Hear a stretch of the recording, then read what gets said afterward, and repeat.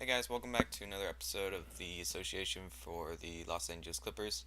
Last episode, we faced the Pacers, and we lost 69 to 62. It was really close, but unfortunately, we couldn't get the win. But we're gonna face the Bobcats next. Charlotte Bobcats. I scheduled practice at shoot around, so scoring will be better. It's safe to say we're gonna win. But I did make a few changes to the rotation. As you know, last episode too, Lance Stevenson got injured, so until he's ready and ready to play, I just put Rodney Terry off. I just want someone who it's just to have him heal faster. But yeah. Nothing really major. So let's see. Let's hope no one gets injured again. So yeah. Okay, good. No one got injured. I also have some news I want to talk about. I am coming out with. I have been working on a special video for NBA 2K13. I don't know when it's gonna come out, but hopefully soon. So yeah, just check that out. But yeah, so here's the game with the Charlotte Bobcats.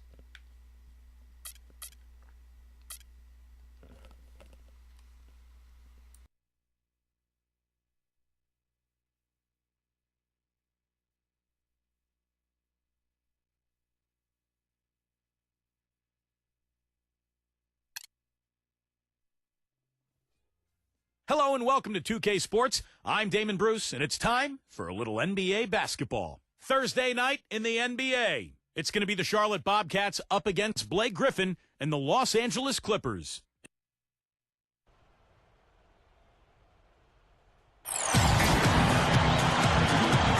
We're coming at you from the Staples Center in beautiful downtown Los Angeles as the Clippers prepare to take the floor.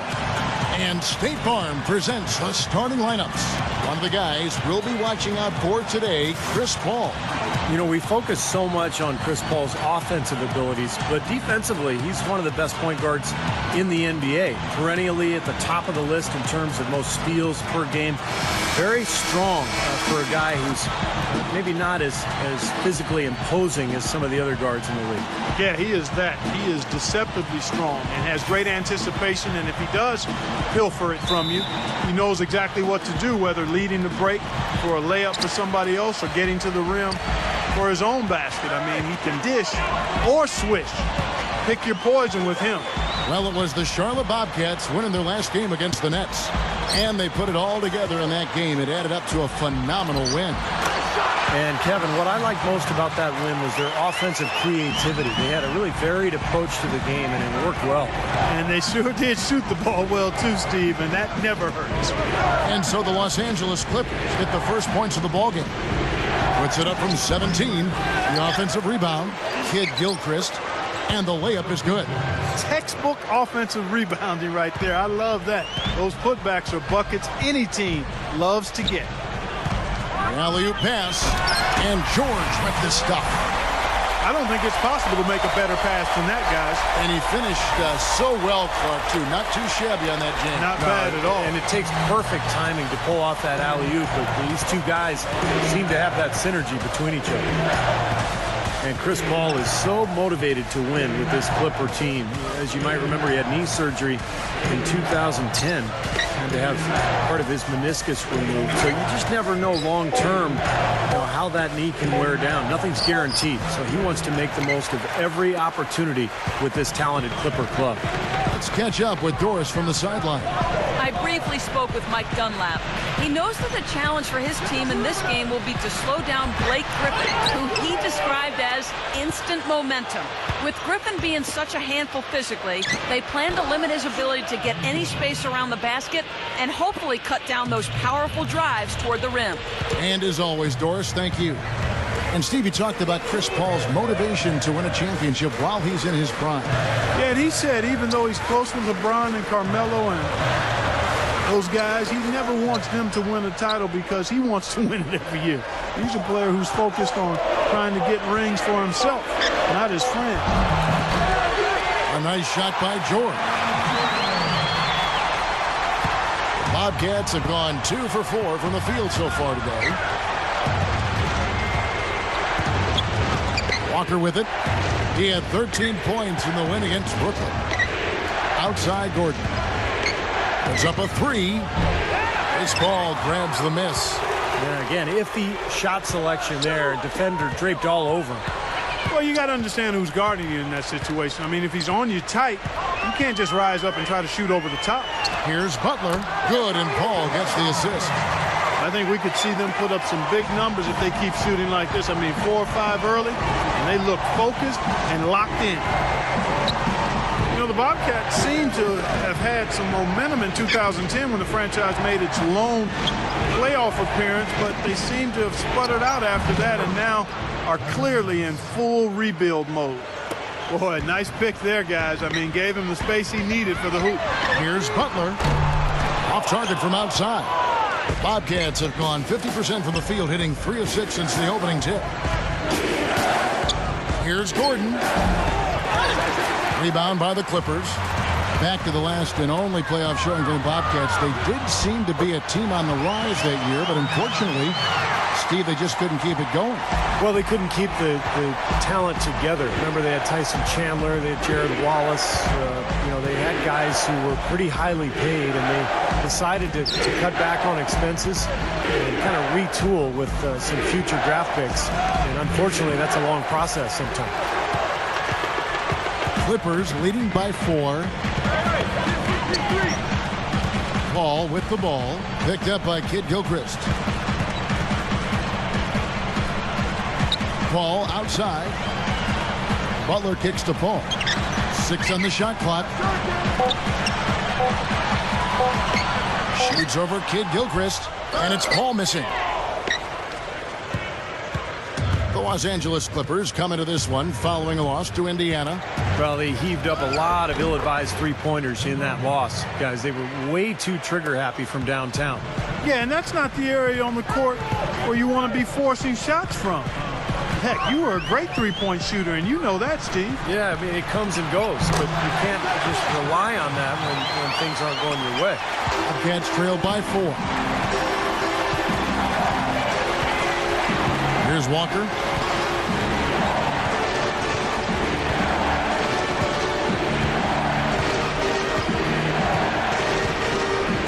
Pass to Kid Gilchrist. 6 to shoot. Over Butler. Can't get it to go. Some solid defense from Butler. Clippers leading by 4. Right side George. Paul goes in. Whistle blows. Yep, that's going to be a travel. Here is the list of players with the most boards in the league this month. The NBA's leading rebounders. Look at Haywood. No doubt one of the most efficient rebounders in the game. Boy, has he been strong down by the rim, seemingly getting every rebound. And now the first timeout called here for the Bobcats. And this is the first season matchup for them against this Clippers team.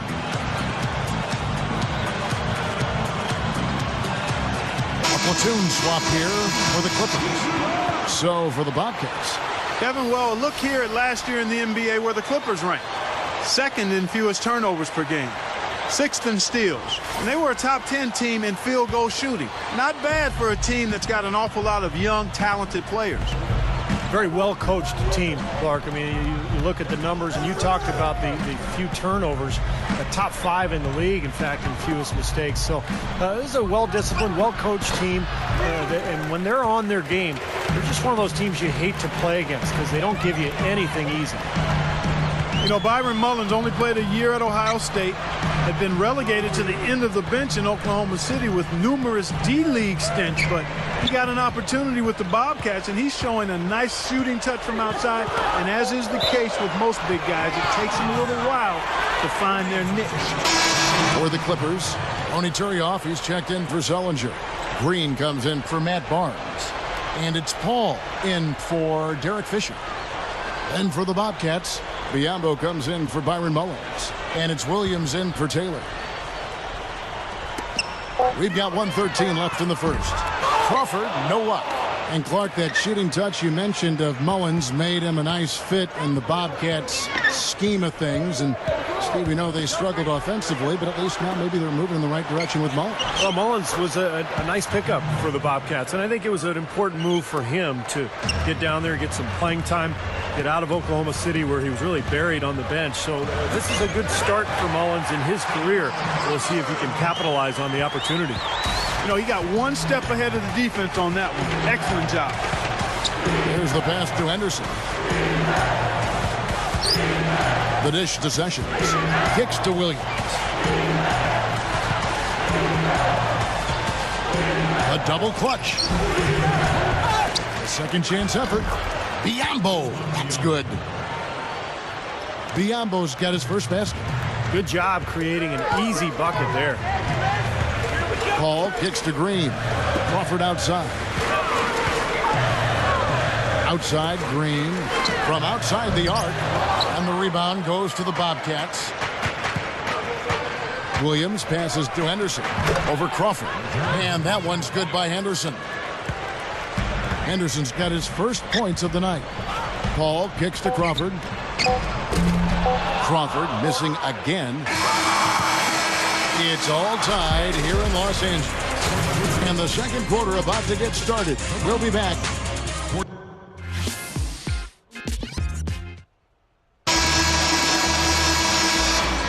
And the second quarter getting underway. No team gaining an edge so far. And let's quickly break down the game we've seen from the Clippers, guys. Yeah, this team played an excellent first quarter offensively, moving the ball and getting a good flow to their offense. That's why you see those big assist totals. Yeah, very timely passing for them, Steve, and that's why they've been able to jump out to this lead. And now let's check out the lineups courtesy of Gatorade, all fueled up and ready to go. Here's the second quarter of play. So for the Clippers right now, Ron Butler, Blake Griffin, and DeAndre Jordan, their front line. Paul George is out there with Crawford. And keeping us updated from the sideline, let's swing it over to Doris Burke for an update. Hi, Doris. Guys, there's no doubting the Clippers' Chris Paul is one of the most competitive players in the NBA. He said, I'm two totally different people. I'm one person on the court and a whole nother person off the court. The thing that I bring every night that I play is my will to win. I hate to lose more than I like to win. I'm always going to compete. You can say it's because I was small as a kid growing up. You could say it's because I was the little brother growing up. I've just always had that edge. Kev, what a tough competitor. He certainly is. Thanks, Doris. Well, you can see that desire on the court. He's so focused. Jeff Green is checked in for the Clippers. Brendan Haywood, he's checked in for Charlotte. Henderson comes in for Taylor. You know, the Clippers had an excellent season a year ago. They really revamped their roster. They added Chris Paul. Obviously, the development of Blake Griffin was a major factor as well. And one thing they did a nice job of was winning at home. They controlled the floor at Staples Center. Here's Crawford. The shot is off. And Charlotte will go the other way with it. Sessions dishes to Walker. And there's the feed to Haywood. He dishes it to Sessions. Shot clock at 6. He passes to Henderson. Walker. Fader on the way. It's hauled in by Jamal Crawford. 24-9, Steve, the mark for the Clippers at home. And that is exactly the kind of turnaround they were hoping for with Clark, all the changes they made. And you're right, Kevin. I mean, the fans came out and supported them, too. Part of it was the winning, but they are just an extremely exciting team to watch and should stay that way for some time. Well, he wasn't going to miss that. I mean, they were way too late to get to him out there. Walker against Fisher. Haywood, the pass to Walker. Shoots from the high post. There's the bucket. Good. Walker's got his second bucket. He is so good at working himself into the open spots on the floor inside that three-point line. And the Clippers decide to take their first time out here. There are any number of ways that you could measure the futility of the Bobcats last year. One of them is how they matched up against the Western Conference. A 2-16 record for them there. Here's what the Clippers are going with right now. Ronny Turioff, he's checked in for Sullinger. Green comes in for Jeff Green. And it's Paul in for Derek Fisher. Back to Walker. Green with the rebound.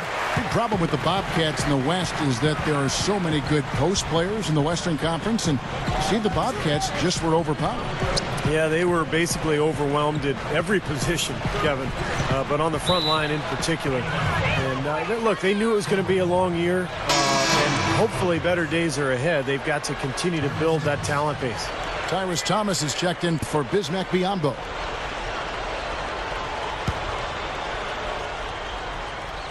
Here in the second quarter, about 3 minutes played, and Walker kicks to Sessions. Makes the lead pass. Thomas dishes to Sessions. Over Green. Blocked.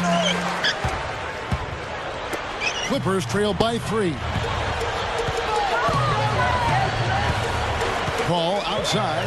Passes it to Turioff. And again, it's the Clippers missing.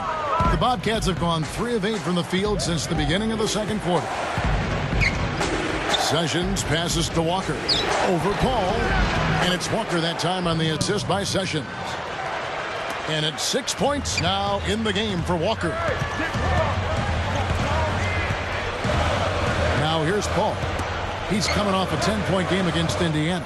Did a great job picking the defense apart, too. It wasn't just his scoring. Give him credit for his passing in that game, too. Bobcats leading by 5. You know, one of the things I love about Chris Paul is that, like so many of the great ones, he plays with a chip on his shoulder. Off the floor, he's one of the nicest people you'll ever meet, but when the game starts, he's an absolute killer. Dishes it to Green. Guarded by Walker. There's Crawford with the 3. Cannot hit. Well, I tell you what, guys, his struggles from the field have definitely taken their toll on the team today. Here's Walker. He kicks to Mullins. And stolen by Barnes. And now running it up the court. Green pushing it all the way. Kicks it out to Crawford to end the drought. And Thomas with the block. Crawford kicks to Green. Back to Crawford. Feeds to Turioff. That's tipped. Stolen by Walker. The shot kept alive. Thomas, that's good. And the Bobcats lead by 7. Well, not only does he excel at getting those offensive rebounds, but he's really good getting putbacks and layups off of those boards. From the sideline, let's catch up with Doris Burke. Kevin, a tough 2011-12 season for the Charlotte Bobcats. Their 7-win, 59-loss record was the worst by percentage in NBA history. And despite the punishing outcome, they did luck into the #1 pick in the draft, Anthony Davis, taking his teammate Michael Kidd-Gilchrist out of Kentucky 2nd overall. And incidentally, guys, that's the first time in NBA history that 2 college teammates were taken with the first 2 picks in the draft. But for Charlotte, they're certainly looking to turn things around as quickly as possible. Well, as they say, nowhere to go but up. Hopefully they can turn the corner. So it's both teams making substitutions here. 1:30 left to play here in the half. And Fisher kicks to Griffin. And the rebound goes to the Bobcats. And here are the Bobcats. They're on a 13-3 run right now. Outside, Walker. And the Bobcats, another 3. He can be dangerous from out there. As a matter of fact, he can be lethal. His first from the arc after having none in the first quarter. Keep an eye on him. Here's Fisher. The shot is off. Walker with some nice D. Well, they've built a big lead here so far, and a lot of it has to do with how well they've been rebounding. Yeah, every time they make a stop, they're securing the rebound, and that's really allowed them to get out to this lead. You know, they're just getting hammered inside and really need to find a way to be tougher down there. They got to be physical. They got to man up in there. I agree. I mean, you look at the points they're giving up. Most of them seem to be coming inside the paint. Butler dishes to Jordan. Fisher. Some nice ball movement by the Clippers. Just 5 on the clock. And again, no good by the Clippers. And you can feel the momentum swinging. They needed that shot badly. Steve, I sense some frustration here. It seems like they're getting a little frustrated. It's understandable because they've given up this big run. Clark, they've been struggling here on offense. Yeah, a little bit of cottonmouth here. Dry spell for sure. He feeds it to Griffin. Outside, George. The kick outside to Butler. And, you know, the rebounding edge here has been key because they're getting a lot of extra possessions offensively as a result. And so we conclude the first half. Bobcats lead by 15. We'll be back shortly live Over at American Airlines Center.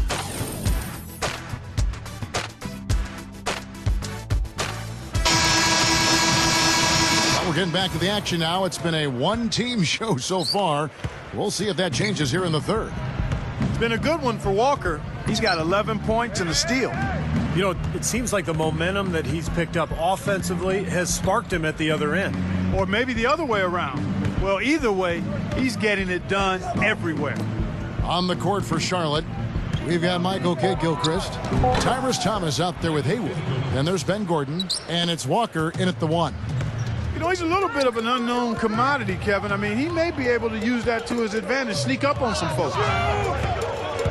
And Butler backing him in with the fadeaway. And that is good. Butler's got 8. Still went down, but with no defense anywhere near him, he might as well just go straight up. No need to fade away. With the moves they made in the offseason before the start of last year, the Clippers became a team with instant playoff pressure and expectation. They were Watch out now. Did you see that? Oh, we got to see that one again, guys. We got to see that again. I need a replay. I'm not sure what I just looked at. And when I look at him, 2 words come to mind. Winning plays. I mean, this is a guy who just finds a way when his team needs it the most. He finds a way to get the job done. Excellent point you make there, Steve. It's not about the stat sheet with him. He's all about doing the little things. He likes to say the plain things are the main thing. Right, you look at Vinny Del Negro, spent some time in the Phoenix Suns front office as a scout before moving on to the coaching ranks when he landed that first job with the Chicago Bulls. Now Walker, 11 points in the game. Pass to Kidd-Gilchrist.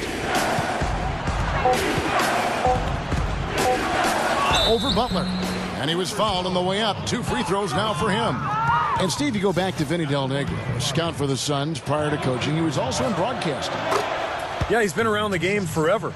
You know, a lifer. His father was a coach. You know, it's in his blood. He actually grew up just outside of Springfield, Massachusetts, the home of the Hall of Fame. So Vinny, I guess, is just meant to be in basketball. And George with the stuff. How can you describe an alley-oop that far away? I mean, wow. There's not much you can say. Right, Steve? It's like a football Hail Mary, guys. A long bomb. And the Bobcats call time here. Well, one of the issues for young teams is learning how to win on the road. And that was obviously a case for the Bobcats a season ago. And they were absolutely atrocious away from Charlotte. And come to think of it, they weren't that great in Charlotte either. And let's take a look at last season's numbers for Chris Paul. First in steals, third in assists, and he became a real offensive threat, one of the top 15 scorers in the game. And, you know, going back to what you said earlier, I mean, he was a flat-out thief on defense, one of those guys that took your lunch money. Kidd-Gilchrist, the pass to Walker. Left side Walker over Paul. And once again, off the mark by Charlotte. Steve, you're right. You know, scoring a big problem for the Bobcats last year at home and Clark on the road. They just couldn't put up enough points. Well, that's how they ended up with an atrocious 3-30 road record, Kevin. I mean, averaging only 86 points a game on the road, and that's nowhere close to being able to get it done. This is his first chance at the line tonight. You know, he really did excel at the stripe. I mean, they couldn't have asked for too much more from him when it came to knocking down free throws. DeAndre Jordan signed that big offer sheet with Golden State last year. The Clippers matched it, and knowing that Jordan had a bright future ahead of them, and I think they're counting on him making big improvement over the next several years. Gordon kicks to Haywood. Hits the jump hook. That's 3 for 4 field goal shooting here in the third, so offensively, they're looking good. And the Clippers call time here. And, you know, for DeAndre Jordan, guys, with his size and athleticism, remember now, he can almost dunk without jumping. It's certainly easy to see why teams would want him. I mean, he'd be coveted because of his ability and potential. He's got a lot of room to grow, but the physical tools are already on full display. Paul kicks to George. Back to Paul. Over Walker. Here's Griffin. The rim-rattling two-handed jam. Look at that effort. Does he set a great example out there or what? On plays like that, he does. Sure, what work on the offensive glass we see with him. Yeah, that was awesome. Put back with the slam. Are you kidding me?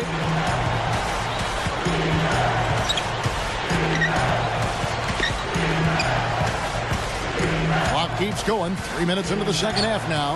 And the basket by Gordon. Everything working for him out of the half as they've hit 4 of their first 5 shots. And here is Paul. The pass to George. Defended by Gordon. A fader. Bobcats with the rebound. Thomas got his 3rd rebound tonight. Another board for them, and they've got a huge advantage in that regard. Yeah, it's not really a surprise. I mean, rebounding one of the true barometers in winning basketball games, and if you rebound better, you typically are going to win ball games and do it comfortably. And out of bounds as the Bobcats gain possession. Well, for the past month, it's been quite a three-point shooting display for these small forwards. Just check out their percentages from long range. Caron Butler on top. And his range is about as long as it gets. And you'd better have someone on him as soon as he gets across half court, or he'll drop a bomb on you. As much effort as he expends to get into space on the perimeter and as well as he shoots it, when he does get open, opponents may want to give him a little extra attention out there. I mean, you got to know where he is. One guy on him might not be enough.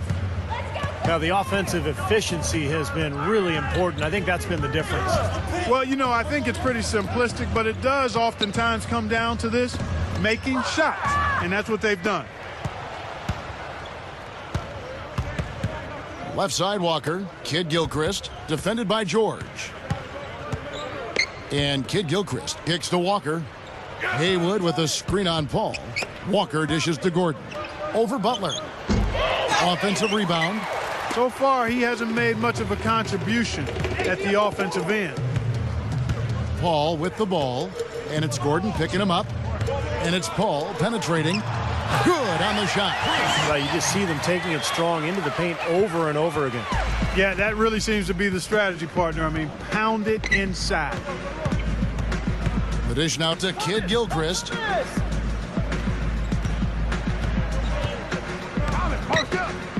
From deep. Shot is no good. And it's the Clippers taking it the other way.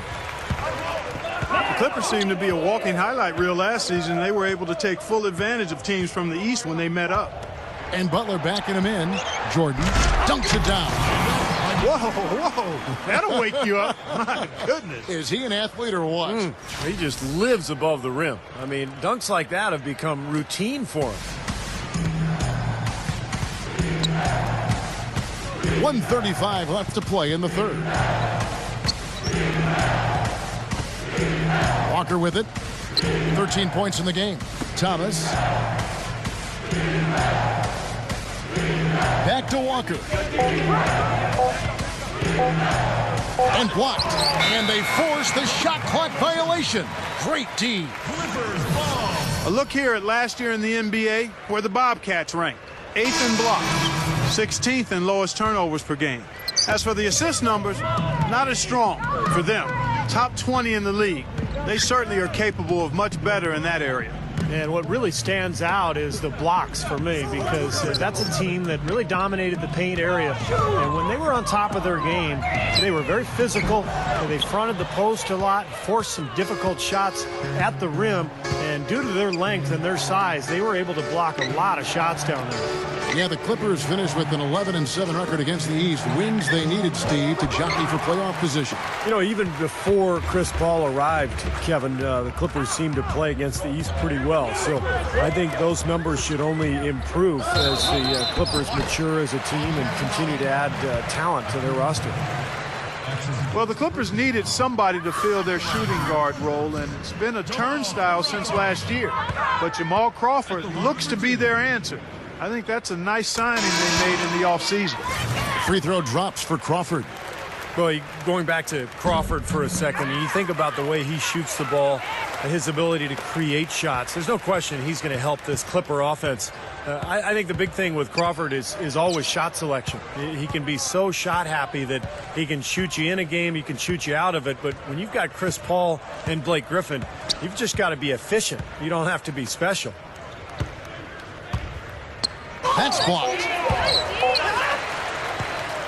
And Paul with a clear path to the hoop. The fast break ends at the rim with a jam. Put that paw up there and banged it home. Yeah, Man, that was nice. Little Statue of Liberty, Yeah, you're right. that was strong. Simple, direct, and effective. Shot to end this cold run, and that's not going to go. And here at the end of the third quarter, it's a double-digit ball game. 35. It's the Bobcats. They lead by 12. And do not go away, as we'll be back in just a few moments with the start of our fourth quarter coming up next.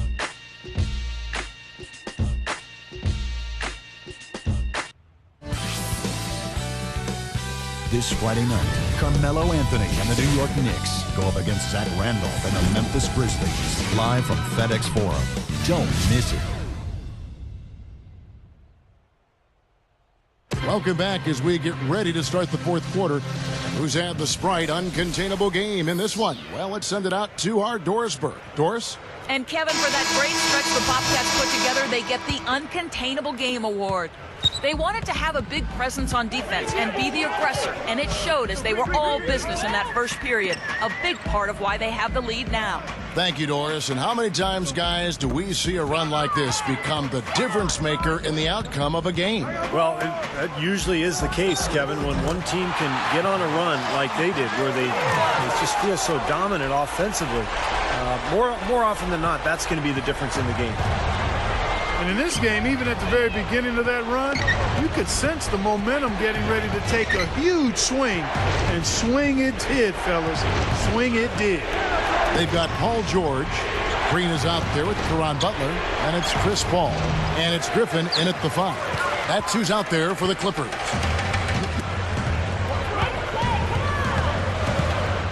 Paul outside.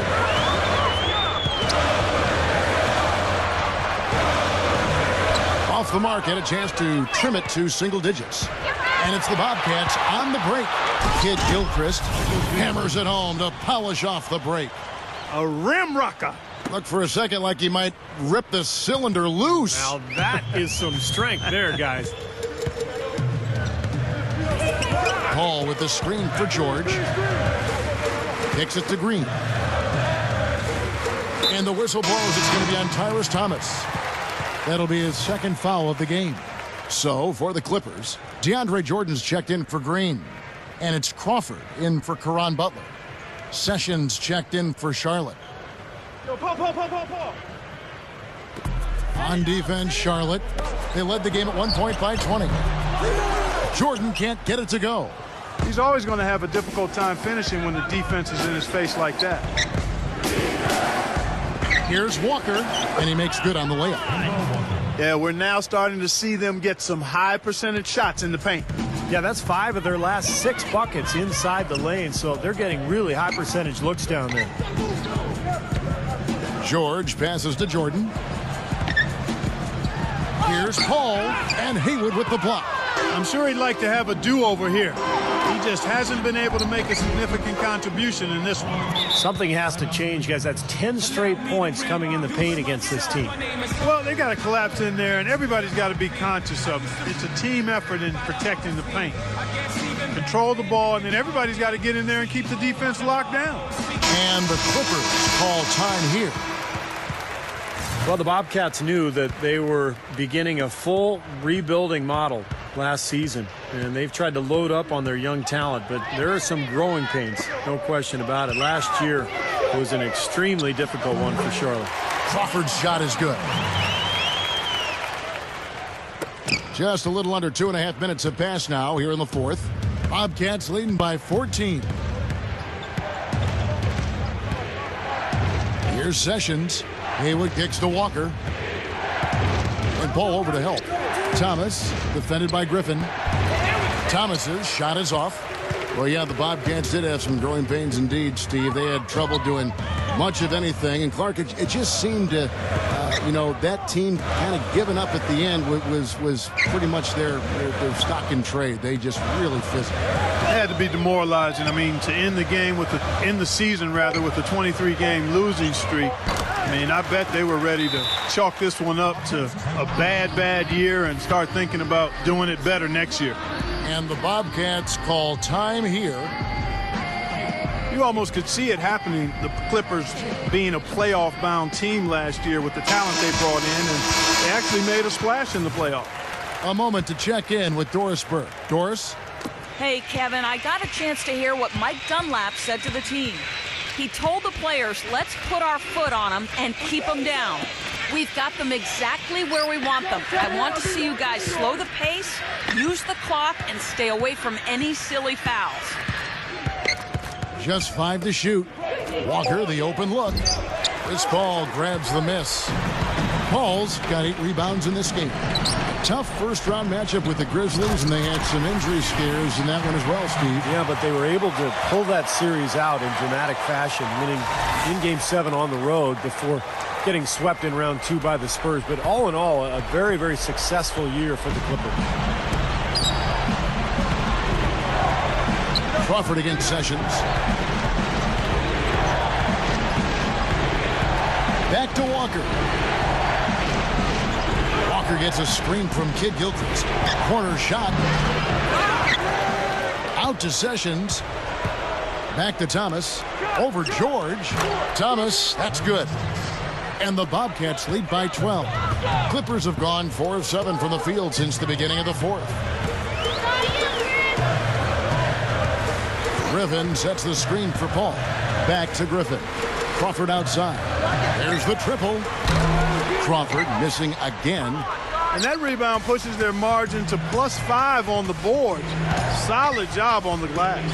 Well, it's just part of what they've done here to build this big lead. It shouldn't be overlooked. I mean, rebounding is a huge part of this game. Sessions dishes to Haywood. He tries for 3. Rebound by the Clippers. Paul's got 9 rebounds in the game. Getting it done. 18 feet out. Sessions with the rebound. Sessions got his 4th rebound with that last one here tonight.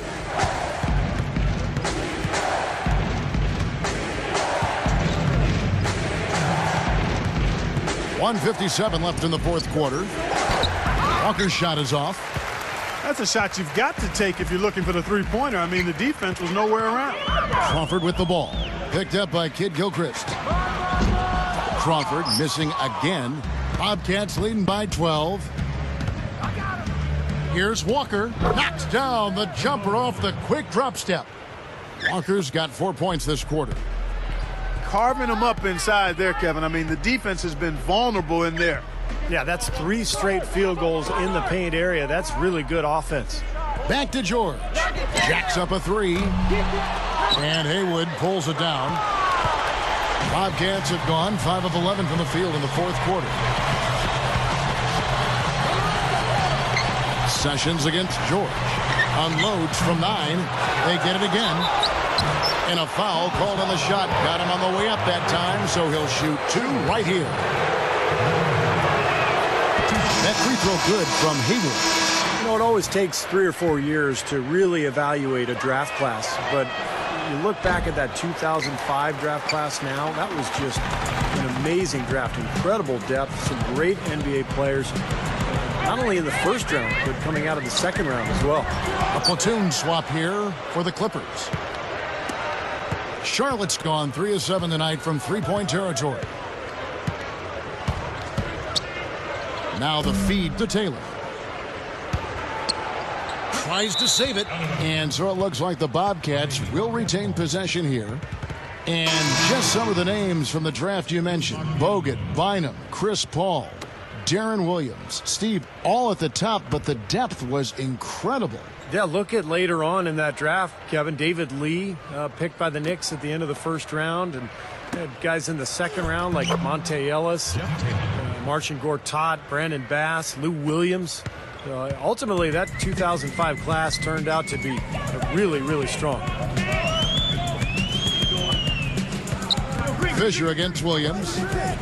Fisher, the pass to Green, shoots over Henderson, and the Clippers miss again. Well, that's a very low percentage shot. Not good basketball at all. One he probably should have passed on. Taylor's shot, good. And that one should remove all doubt about the outcome of this game. This thing's over.